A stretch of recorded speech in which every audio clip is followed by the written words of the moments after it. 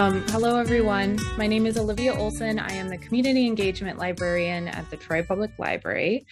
And we have teamed up with the Rochester Hills Public Library. This is Joe. He's the program coordinator at the Rochester Library. He's going to help us out today. And we are so excited to present this author visit with Lilly King.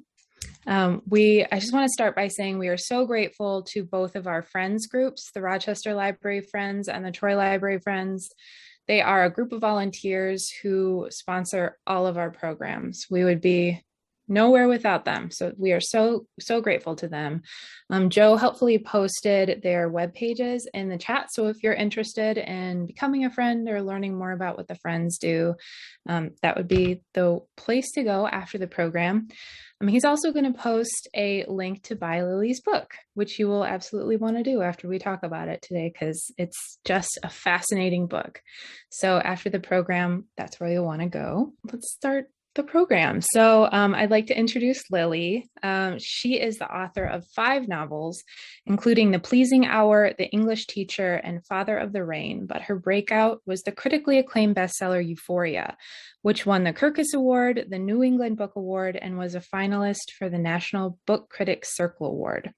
Her latest bestseller is Writers and Lovers, a novel of love, art, and ambition that captures a transitional moment in a young woman's struggle to live a creative life.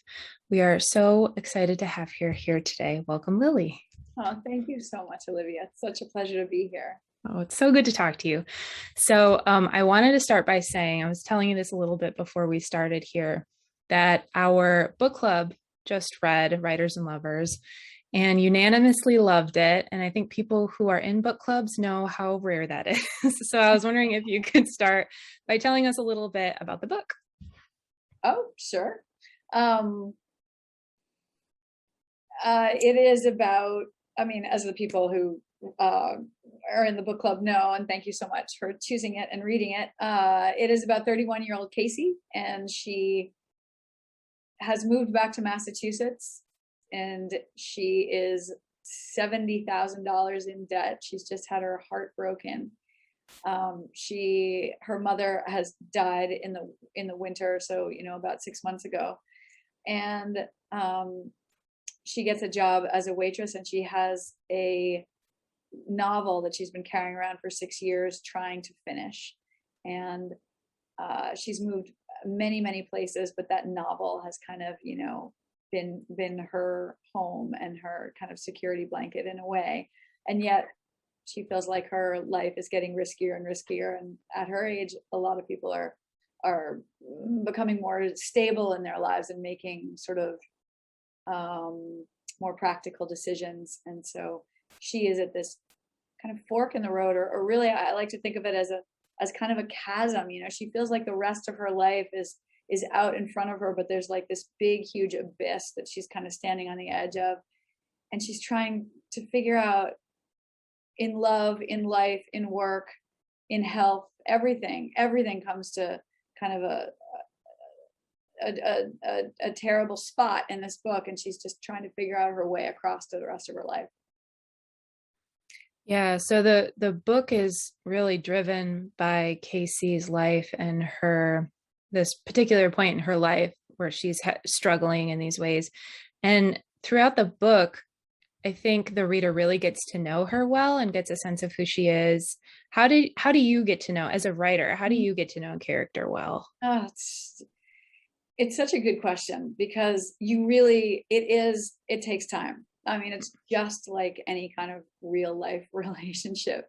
I'm at the beginning of a novel right now, and I just don't know these people. And of course, just like Casey was talking about in her book, I think, I miss her. I miss writing about her. I miss writing about Silas and Oscar and Adam and everybody that I wrote about in that book. And now I'm starting again, and you just, scene after scene, you just get little glimmers, and you just you have this sense when you're writing a character of what feels right and what feels wrong. And so you'll write some detail, some thought, and you're like, that's not her, but you barely know her.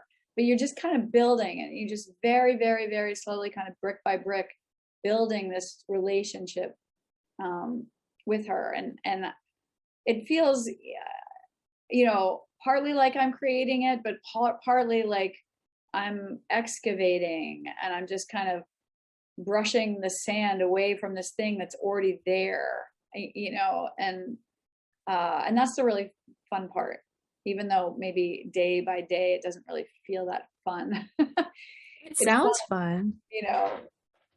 Some days are fun, and then afterwards it's fun, after, when you have a whole first draft and you think, okay, I understand this, I understand how I can make this better, I understand like where there's more sand to be pushed away to really get the shape of this thing.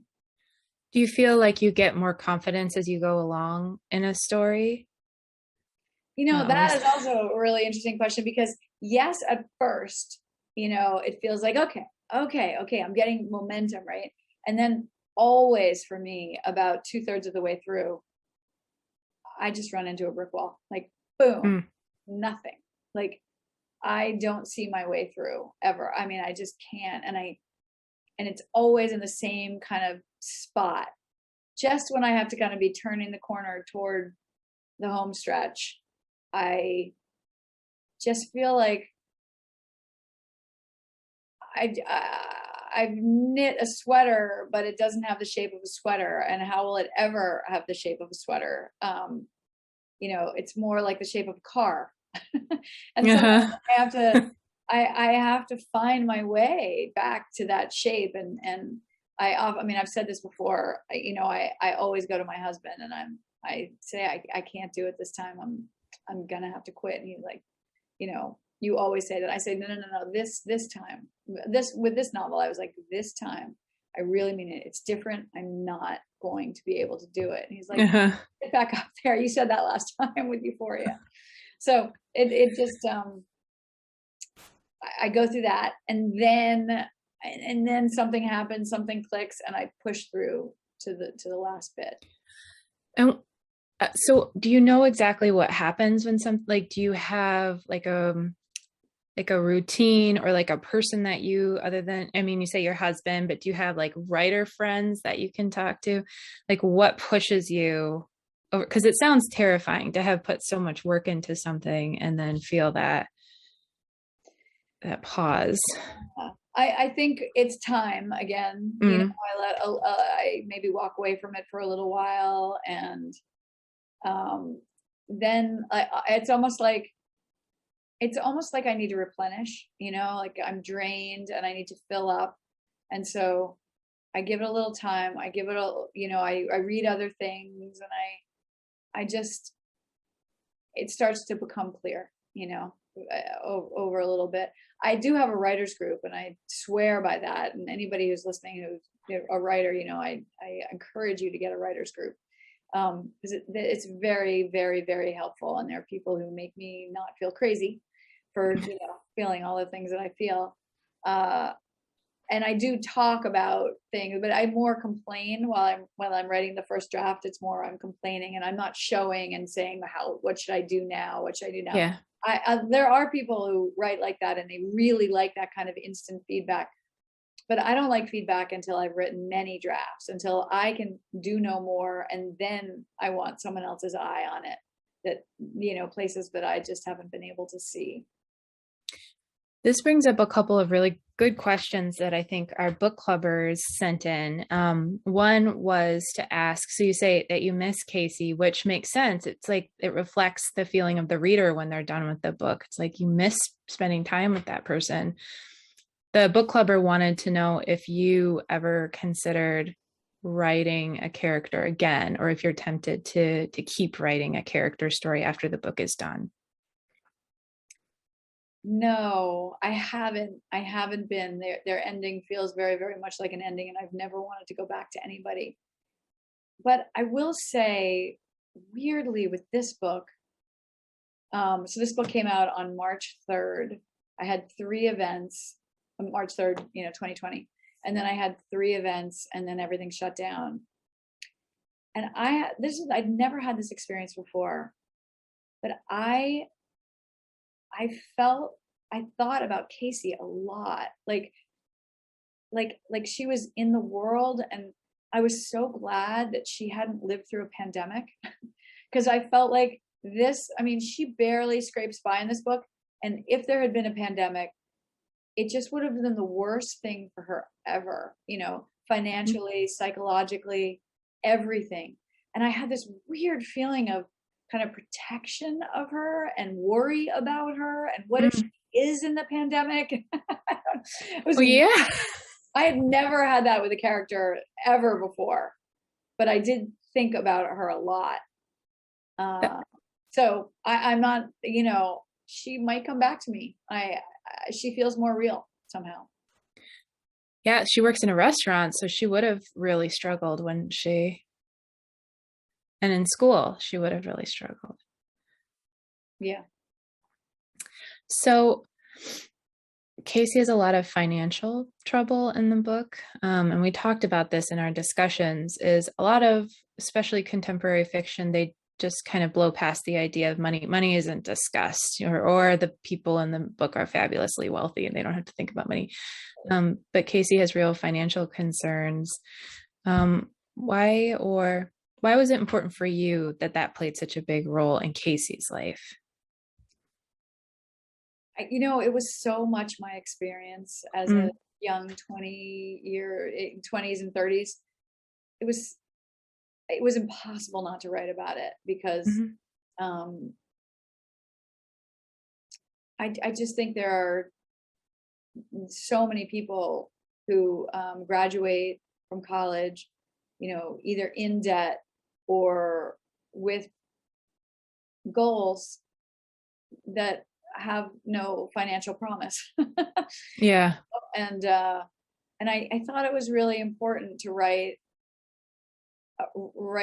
try to get to the reality of that, try to get, capture someone who's really kind of hand to mouth, and yet not in the way that we think of as hand to mouth, because I just think there are a whole lot of people out there really, really scraping by, but they're not on the street. They're not homeless, but they're barely keeping it a roof over their heads.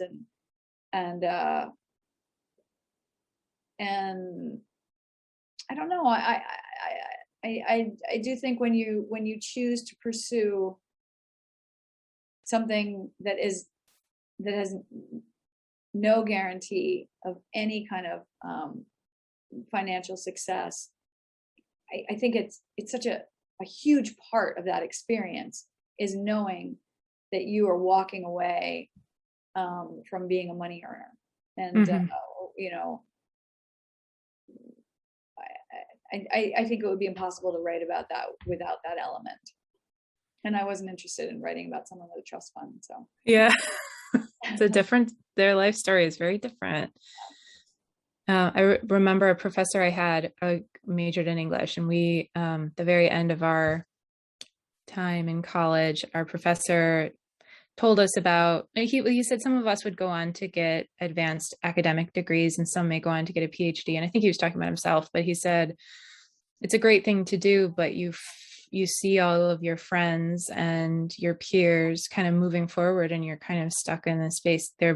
You're still in college, but your friends are getting married and buying bigger houses and having kids or whatever. And it made me think about that in this novel. And it made me think about the idea of like a coming of age story, which I've heard Writers and Lovers called, which is interesting because she's my age, or she's younger than me, but she's my age. But did you think of it as a coming of age story? Do you think it's fair? No. I didn't. And I was really surprised by that. And I have kind of pushed back against that a little bit. God, somebody said something. I can't remember. Someone, there was some quote about that, about how it was, I'm sorry, I can't remember, but, I don't remember I read it either. I mean, I do feel like I understand what they're getting at, but I feel like she's already an adult, she's making adult choices. It just, I think because of the financial piece, it it seems to a lot of people that that she's having some sort of arrested development, Mm-hmm. and I just, I really don't think that's true. It's interesting because it does make you think of age. So what does it mean to come of age? Does age equate wealth or artistic success? Not necessarily. So that does make perfect sense. She's an adult just because she doesn't have these markers of Right. success, quote unquote, success. It's interesting. Yeah, it really is. Did you ever think about writing it from a different point of view? Or did you always know how you wanted to write it? No, it was always her. I did think about writing it from the third person, but I don't think it was ever going to dip into other people's thoughts. And I tried that out for a little bit, but it just felt right. I think I wrote the whole first draft in past tense, and then I always make my decisions about tense and perspective based on the first page. And so I'll write the first page out in different ways, and then I'll see what I like best, and then I'll change the entire book if I have to, just because Wow. that first page, for me as a reader, I just, someone said once, like, the first page has got to grab the reader by the collar and not let them go. And so I try to do that in my weird literary way, which is not like, having a murder on the first page, but trying to get the voice that sucks people in the best. Yeah, that's those two things. It's interesting because tense and point of view always, it seems like the biggest mystery to me how authors choose, because it defines the rest of the books. It seems like such a big decision. I don't know how you decide. No, I So you know. just rewrite it over and over. Yeah, yeah. And then you also end up, I mean, I couldn't have written the whole book in third person. Like you try to, here and there, and then you just go with what feels right in the end. But it, like with Euphoria, I had so many different perspectives. I had so many different ways of telling that. It took me, 2/3 of the way through to get it right. And then I had to go all the way back and start again. I'm listening to Euphoria right now on audiobook. It's so good. Do you get to choose who reads your audiobook? I don't always. Sometimes I do. Uh-huh. This, Oh, this really? with Writers and Lovers, they gave me 3 choices, and all I had to do was listen to like 3 sentences. I just knew who I wanted to read it. And then with Father of the Rain, I got to choose, and then with Euphoria, I didn't choose at all, but I thought they were great. I didn't listen to the whole thing, but I heard good things about it. Yeah, they're great readers. That would be so fun to choose who reads your book for you. I know. It's weird. I mean, It's it's like not. being a director. Yeah, I know, it's true. So we were talking about revision, and our book clubber Dan sent in such a great question. I'm just going to read it because he's such a great writer. I'll just read it. My question comes from a memorable comparison Miss King makes of writers to painters. And then he quotes from Writers and Lovers. Painters, I told myself, though I know nothing about painting, don't start at one side of the canvas and work meticulously across to the other side. They find the composition slowly, layer after layer. This, she's talking about the book she's writing, was only the first layer, I told myself. So Dan says, I'm wondering how many layers of writing and rewriting scenes and chapters does the author typically go through to create a fine novel like this one, and how many tries does it typically take? Thank you, Dan. That's so nice. For me, many, many drafts. Probably before my editor sees it, I maybe have written 7 or 8 or 9. Like I write the first one, and that's by hand. and then I put it all into the computer. So that's the second draft. And then I print, sorry, I print it out and I set it aside as long as I can bear it. And then I start reading it and I take notes, and then I type all the changes up and everything. Then I print it out. I do this over and over. Wow. And something that I also do is I'll put it on an e-reader, which I don't really read from an e-reader, but I like seeing the novel in a different format that feels more like a book. And so some of the last drafts, I'll read it that way, and then I'll take little notes on the e-reader, and then finally, I'll give it to my husband to read. Sorry, and then I give it to my book club, and they read it and discuss it, and I take copious notes, and then I go home and work on it for like another month, change, and then finally I send it to my agent and to my editor. Wow. So lots of layers go into a novel. Yeah. And that really is what Casey is telling herself there is something I realized, I think, with my first or second novel. And it was a way that I got myself through the first draft, realizing that, really a painter does not do that. A painter does not go from the canvas left to right, making everything perfect. It's a far cry from how painting happens. And so it helped me, it took off the pressure from the first draft. And I think the first draft, I think of it as like just a kind of a vomiting thing where you're just like getting it all out in whatever form. The critic is not there. The judge is not in the room. Like, you are just getting anything you can on the page. And then you can bring in your more critical faculties for the editing process. But if you don't have anything to work with, that critical voice has not been useful. So I read Stephen King's On Writing, which I really thought was wonderful. I thought it was great, but he writes about his ideal reader. So he thinks about his wife, Tabitha, while he's writing it. Everything he writes, he thinks about what she's going to think about what he's writing, and writes really for her taste. Do you have an ideal reader like that? Yes. Oh my God, it's such a good question.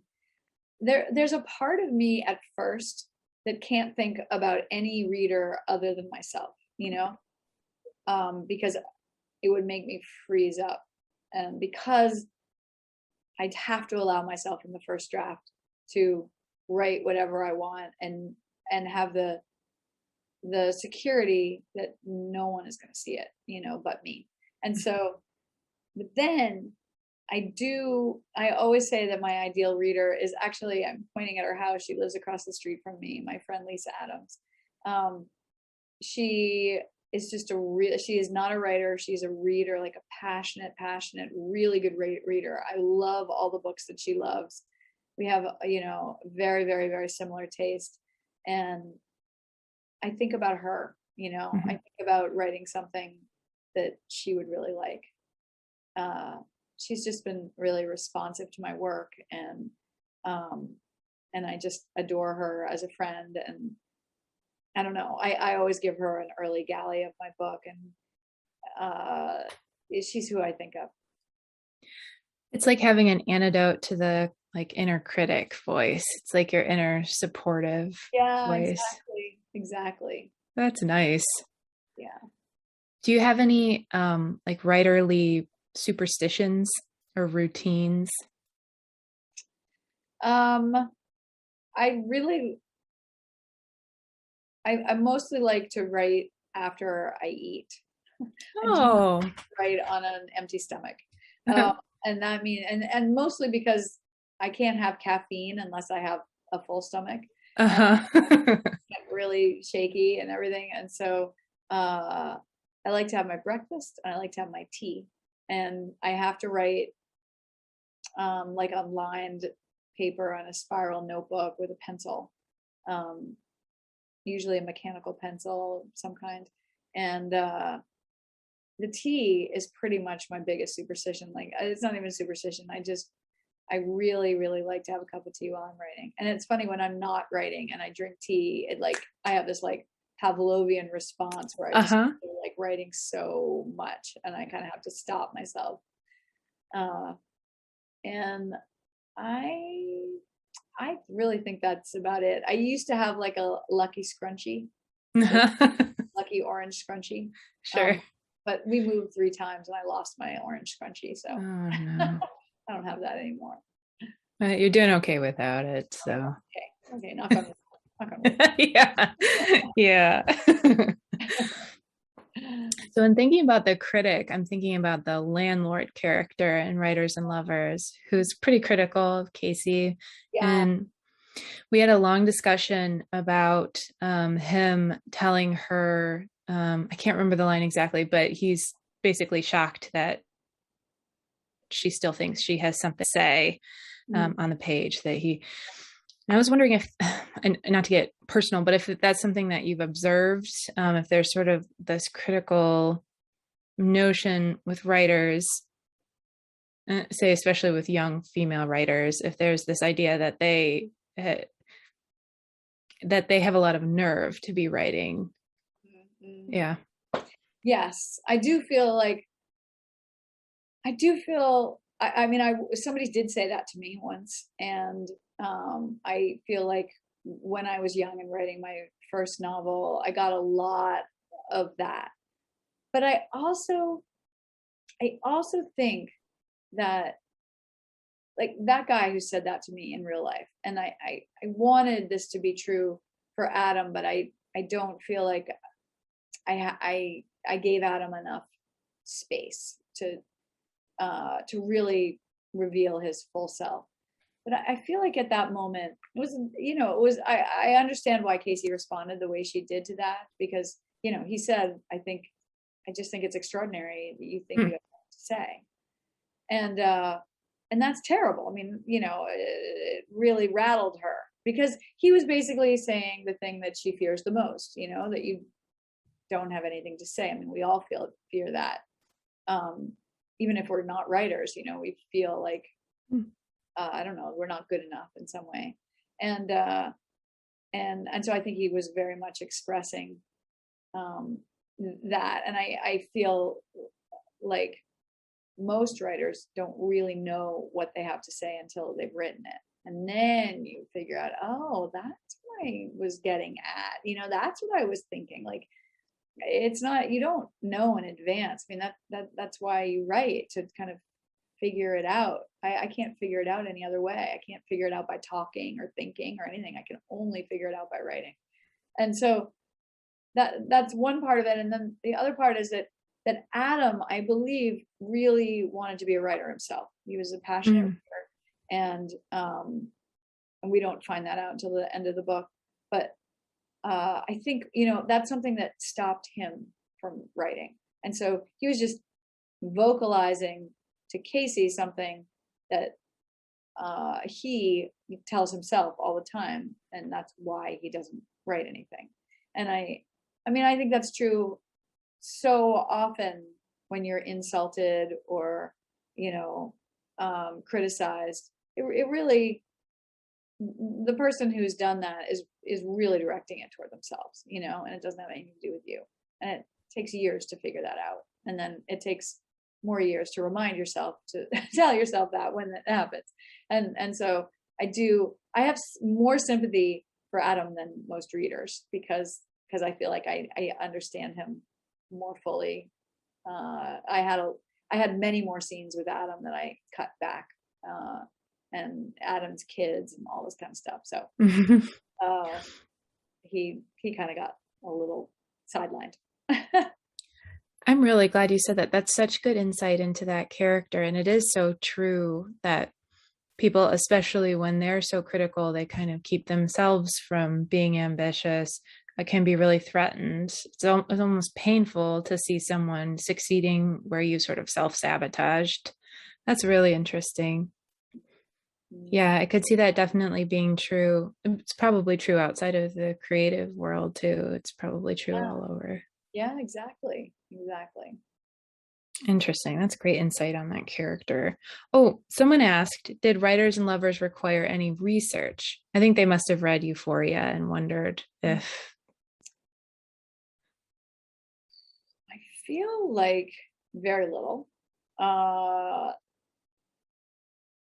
there's a moment where Casey goes in for a lump under her arm.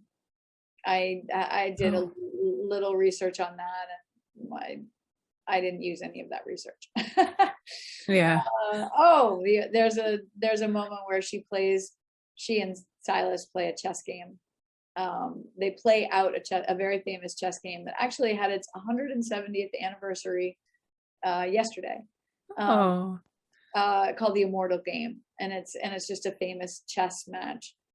I can't believe it was 170 years ago. It's so wild, and it was played during a competition in Europe.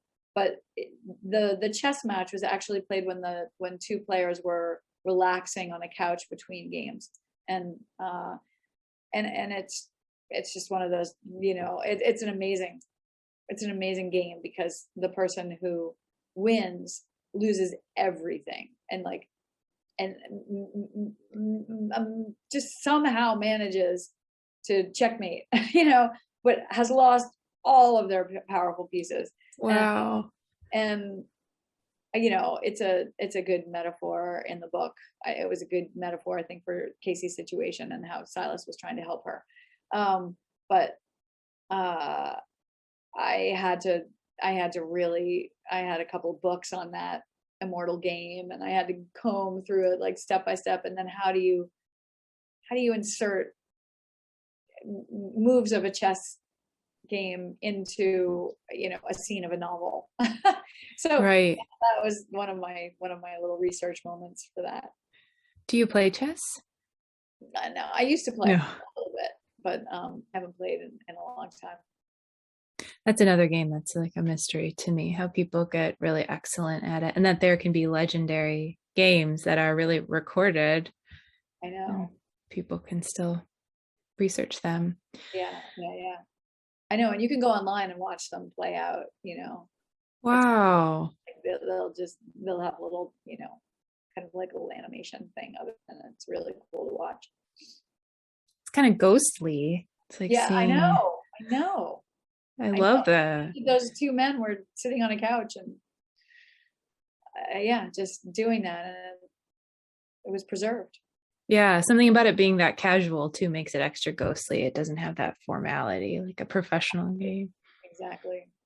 Cool. Yeah. Do you like research? Yeah. Yes and no. I like it. I think it's dangerous. I think you can go down rabbit holes and it becomes so interesting to you that you kind of lose sight of your own book. And I think that can be really dangerous. And so I try to kind of go about it with a lot of creativity. And so when I'm taking notes, I'm thinking scene, and I take a detail and then I can see a scene in which it could be used. And I think that's a better way for me to do it, because I don't like to read a lot of research in my novels. I don't need to be lectured, for pages and pages about something. I don't like to feel that I know that person researched that thing. And now with the Google, we have a lot of easy research at our fingertips. And I think you have to be really careful, because now it's not like, oh, they went to the library and they spent a lot of time with that. It's like, oh, they spent, 5 minutes on Wikipedia. And I didn't need to read all of that, because I can do that too. I don't know. Uh-huh. I think it's tricky. I think it's tricky to work it into books, especially something like with Euphoria. That was a big challenge. So I feel like I read a lot of stuff and then I didn't use it, and I made up 95% of that book, because the stuff that I really needed, I didn't find in my research. And now I'm writing this new book. I need to do a ton of research, and I'm impatient to write the book. I'm just impatient. And so I'm not going to do the research till the second draft, and I'm just going to have to leave blanks and parentheticals and stuff like that. Yeah, I've been listening to Euphoria and I'm just so blown away. So I was going to ask, so you made up like 95%, but the research was there to support it and ground it in this historical time. I mean, like I took big things that did happen, and then I like, Margaret Mead was in Papua New Guinea with her second husband when she met her third husband, and doing research, and they were all doing research, and Gregory Bateson, helped them, Margaret Mead and her husband, find a place to study and that kind of thing. And so there's a framework there that was accurate, and they did have this breakthrough, and I took that, but all of the little day-to-day details, the way the river looked, the things that I don't know, so much I just had to make up because I really didn't know. And then I had to make up their personalities because I didn't know their personalities either. Mm-hmm. And to try to be accurate in that way, I felt it made my writing flat, and I needed it to feel fictional for me to be excited about it. And so once I made up their personalities, then they did different things. They didn't do what the real life characters did. And for a while I thought that I couldn't do that. And then I realized these are my characters. I've named them different things, and they have some similarities to real life people, but like I'm taking them and I'm telling a different story. Uh-huh. Yeah. Yeah. Would you ever think about writing nonfiction? No. No. No. My poor editor is weeping right now. Oh. Nonfiction makes so much more money. Does it? Yeah. Oh. Yeah, literary fiction was definitely pro bono work for a lot of people. I mean, Really? yeah. I mean, in the grand scheme of things, yeah. I was just listening to an interview with John Green, the YA novelist, and he said that, so he just wrote a book of nonfiction, and he said the thing that he liked about nonfiction is that it didn't have to make sense, which I thought was really interesting. Like a novel has to, on some level, make sense. Yeah. A novel has to do so many things that like, for example, a memoir doesn't have to do. And the memoir gets its power from being true, from actually having happened. And fiction doesn't get its power in that way, obviously. Like it has to kind of feel like life, but it has to be bigger than life somehow, and that Yes. memoir doesn't have to be bigger than life. It just has to Right. be. It's like when my niece asks me if something is a made up story. If something's a made up story, she doesn't care about it. But if it's a true story. So interesting. So interesting. She does like it, but she gets mad if she starts to sense that what I'm presenting as a true story is actually a made up story, then she gets mad. And it's just that, isn't it? That the power, it comes from it being true. That's what's interesting about it. Yeah. You got to be honest with her. Right. Oh, that's so cute. Yeah. So I guess I'll just ask one more question before we switch to the Q&A. Let me make sure it's one I really want to ask. Would you talk about what you're currently working on, or can you talk about what you're currently working on? I can. I'm only on, I don't know, page 31 or something. And I have the notebook right here. It's like torturing me. And so I just write by hand. And so it's just all, I had to draw, like, I like writing by hand because like right up here, you can see there's I had to do a layout of a house, where the stairs were and where the living room was. I love that, part of it, and being able to write in the margins and everything. So anyway, it's set in Maine. I think it's set in the summer of 2020. And there seems to be a dead body on the first page. So it's a little bit of a shift for me, but the story came to me a while ago, and I've kind of been just thinking about it for months and months and months. And now finally I'm trying to put it down on the page, but I have like 55 pages of notes and the story keeps on changing. And I realized the other day, like I was pretty certain for months who the dead body is. Uh-huh. I realized yesterday I was sitting on the couch reading and I was kind of stewing and feeling like it wasn't going well. And then I realized it doesn't have to be that guy. Like the dead body does not have to be that person. Uh-huh. And it was such a relief. I'm like, oh my God, thank God. So, I don't know, but I can't wait. well, That sounds so good. we'll see. It's a dead body. It can be anybody. Yeah, exactly. Well, thank you so much. I'm going to turn it over, Joe, Okay. if you take it from here for the Q&A. Thank you. Hi, everybody. My name is Joe Kelly. As mentioned before, I am the program coordinator over at the Rochester Hills Public Library. We're really happy we could be a part of this program tonight. I'll be moderating the Q&A, so I'll be presenting the questions you all have asked. Several of you have asked questions in the Q&A already, so I will go ahead and present those. Please feel free to keep typing them. We'll try and answer as many as we can up until 8 o'clock here. So let's get right to it because we already have quite a few here. Let's start with, Dan here was talking about as you get to know the characters and become intimately familiar with them, do you ever feel bad about having to write them in situations that are negative or painful that so often happen in drama? It's a good question, Dan. Thank you.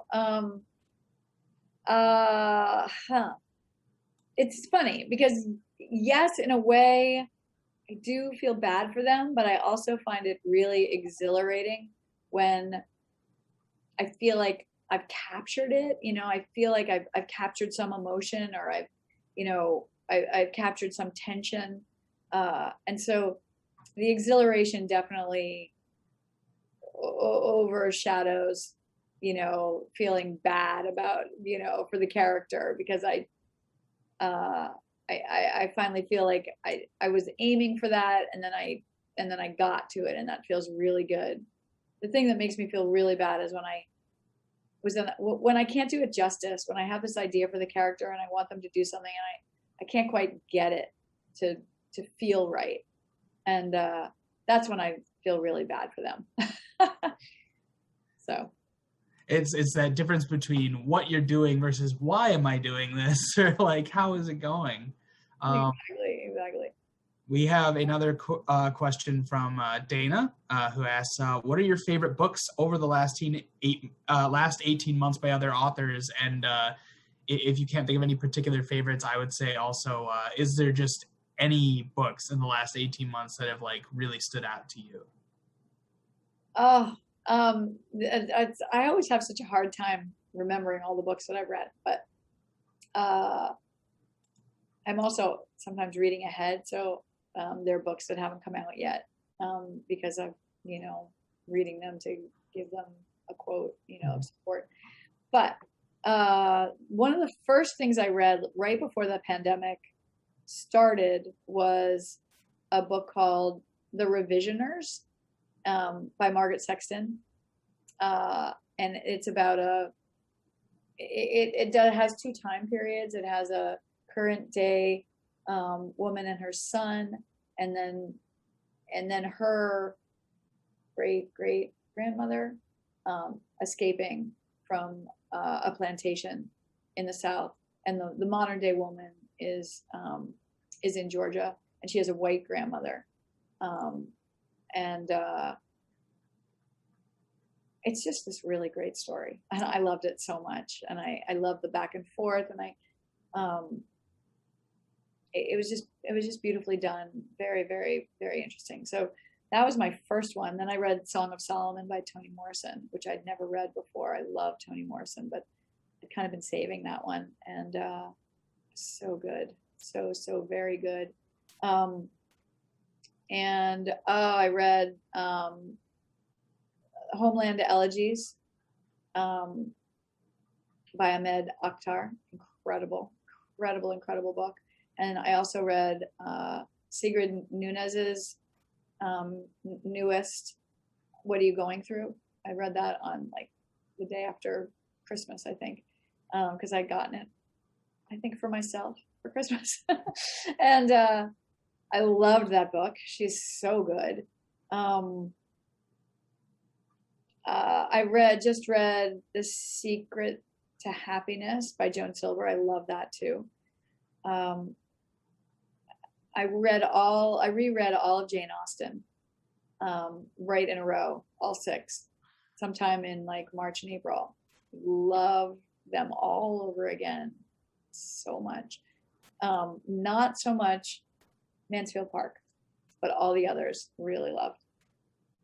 And I feel like, I'm reading Rachel Cusk's new book, Second Place, right now. And I'm really, really, really loving it. I love her. I've loved her forever.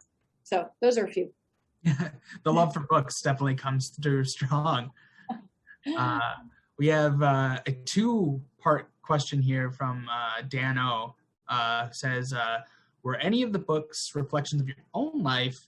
And in general, what prompted or inspired you to become a writer? So let me get that straight. Any of the books that I've written, can you read them? So were any of the books that you've written here reflections of your life? Did you feel? And a separate kind of question was, what prompted and inspired you to become a writer? Thanks. Yeah, I mean, I definitely weave in my experiences and things that I've made up and things that I've heard about and things that I've researched. And I often feel like when I'm writing a book, it's like a big Yahtzee cup, and I'm putting in my experience. I'm putting in things I've read. I'm putting in my imagination, and I'm putting in just stories I've heard other people tell me, and I like shake it up and roll it out. And every time it's a different novel. And like with Euphoria, obviously that you can't point to a lot of that directly and say, that's from Lilly's life. It's set in 1931. It's in Papua New Guinea. It's about anthropologists. I never even took an anthropology class. And yet, I can point to things in that book, why I wrote that or what that emotion reminded me of, or, and so I can't say that my own experiences aren't in that book. You just can't see them as directly, and the opposite. Like my first book, The Pleasing Hour, I remember seeing an Amazon review of a guy from Germany, actually, and he said, or she said, this is clearly thinly disguised autobiography. And just so not true. I mean, really, really, really not true. I did not get pregnant and give the baby to my sister, just really basic things. And yet, I was the same. I was once the same age as that character, and I'm a girl, and I don't know. I felt like, okay, so this is how it's going to be. You write about a woman, and people are going to think that's you, and so. And then sometimes things are very personal, like with Father of the Rain. It's like 40 years or something, 35 years of a relationship of a woman and her father. And the first section of that book is really a lot of things that I directly experienced. The second section, very, very fictionalized. She goes in a completely different direction. And so I put a lot of everything. I put a lot of my emotion in it, but for me to get really excited about writing a book, there has to be some fiction. I cannot write it if it's just straight out about autobiography. It just dies on the page for me. And what was it that like really prompted you to kind of like first get into writing? What was the draw for you? I read Judy Blume when I was 7 or 8 for the first time, probably 8 maybe. And I read her first 2 novels, and that was it. I was like, I want to do that. Whatever she is doing, I want to do it. And it was basically realistic fiction. I I had read a lot of fiction, and it was all talking animals and outer space, and just a lot of fantasy is what, when I was growing up, there was for kids. And Judy Blume really was one of the first to write realistic fiction without any magic, without anything. And when I read that, I wanted to try it. And so when I was in fifth grade, I started writing a novel, and then I never wrote any creative stuff for school. But then in high school, there was a creative writing class, and I took it junior year, and that was it. I never thought about doing anything else ever. Oh yeah, that just gets you right away, and you can't walk Yeah. anything else. Yeah. We have a question here from, I believe, Tariq, who says, how often, I think this is a question that might be familiar, like hit a personal note for a lot of writers. How often did you have to get up in the middle of the night to write down something before you forgot it? Not as much as I would like, to be honest with you. I feel like a lot of times I wake up and I think it, and I think, of course I'll remember that. That's such a brilliant idea. And then gone. So I wish that I did that more. I do have pencil and pen, in my bedside drawer. And one particular time I remember was with Father of the Rain. I had that first section, then the second section, and I thought it would end at the second section. I thought that was going to be the end. And then I woke up the night after the election of 2008, and I saw a whole third section based on that election, basically, of Barack Obama. And I just frantically scribbled out everything, and I was so happy. I felt like I could give my character such a better ending than I had conceived before, and then that felt really good. And that all was in the middle of the night, or right when I woke up, which I around 5 a.m. I feel like that is incredibly fertile period. Moment of the day is right between sleep and waking up. There's a lot, though. If I could just bottle that, it would be amazing, because my mind is doing all kinds of writing that I can't do when I'm fully conscious. Excellent. We have one from Morgan here. It says, thank you so much for Writers and Lovers. It's beautiful and inspiring. The question is, how did you decide to make Geese such an important part of the story, and why Geese in particular? It's funny. I didn't mean to. It just happened. They kept on showing up, and then she would think of her mother. They started to have more and more of a connection with the mother, and I didn't know that was going to happen, I don't think. And then once it did, then I could go back with the second and third draft, and I could really examine that and kind of highlight it a little bit. And then my daughter, I have 2 daughters, and both of them are beautiful artists. And my older one was like, I can draw the geese, somehow she had the idea to put them, there right here at the beginning of the book. And she, of course, she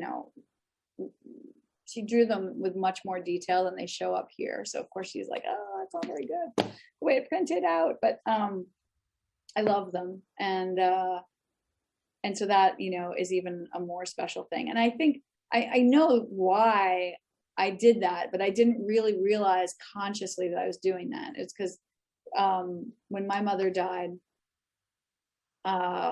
we were scattering her ashes in California, and I tossed the first, kind of toss of ashes off this mountain, and this enormous hawk came out of nowhere and just swooped right over us, so slowly and just incredibly symbolically. I am not a woo-woo person. I do not see signs everywhere at all. In fact, I don't want to see signs. I'm not even a person who's interested in being shown signs. And so, but I felt that, and I felt my mother in that hawk, and my mother seemed to show up with birds a lot. And so I think I wanted Casey to have some sort of connection to the natural world, which I think happens when you experience a big loss like that. I know it's happened to so many people I know. It's butterflies, it's double rainbows, it's like all these different things, and then the geese just happened to her. I didn't orchestrate it, but it just happened. Excellent. I think we have time maybe for one more question. We have one from Izzy. Says, Lilly mentioned that writing fiction in real life is kind of like pro bono work, as you were just talking about fiction versus nonfiction here. So they ask, do you think the representation of Casey's success selling her first book and overcoming her financial stressors are accurate? I do think it's accurate because it does happen to people, and it did happen to me, and it happened to me with my first book. And so I just feel like it's really a crapshoot, and I don't feel like what happened to me is because I have more talent than other people that it didn't happen to. I feel like I got the right reader at the right time, who wanted to offer me a book contract, and I do think. I do think it plays out differently for every single writer. I have so many writer friends, and we are in so many different places. None of us have the same trajectory at all. Like, one person might just have a huge hit right out of the gate. One person might spend 20 years looking for a publisher. I mean, it's all over the place. And so, I would never presume to write a character who's accurate, who represents all writers. But I did want to have a character who represented perseverance and commitment, and then actually some combination of talent and luck, and moment of relief, because it does happen to people, and it doesn't happen to everybody, and it doesn't happen right away all the time. And I think an artistic career, the satisfaction has got to be in the process and not in the payoff. It has to be your love, no matter what happens to it after it's done. Excellent. And I think the authenticity of those sentiments really kind of shines through from your own experiences that you have been so gracious to share with us tonight. Thank you. I just wanted to thank you. Thank you, Joe, for being here. And thank you, of course, Lilly, for being here. It was so great talking to you. Oh, it's such a pleasure. Thank you both so much. Thank you for having Rochester Hills Public Library here. And thank you very much, Lilly, for sharing this wonderful work with us and giving us some insight to it. I can't wait to figure out what the mystery dead body is. I can't either. Yeah, I know. All right. Thank you both. Good night. Thank you, everyone. Thank you all for coming.